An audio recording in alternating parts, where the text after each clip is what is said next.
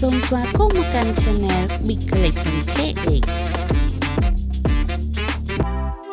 ជំរាបសួរបងប្អូនទាំងអស់គ្នាថ្ងៃនេះ Channel យើងខ្ញុំមានឈុតចិញ្ចៀនមួយថ្មីបង្ហាញលោកអ្នក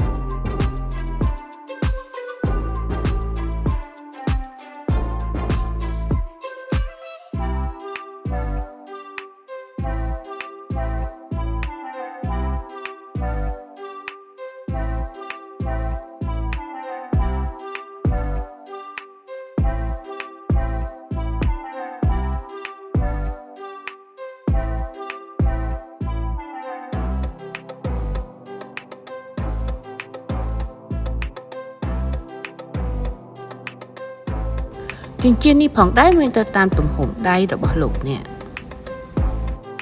សូមចុច Subscribe និងសញ្ញារូបកណ្ដឹងដើម្បីទទួលបានវីដេអូថ្មីៗពី Channel យើងខ្ញុំ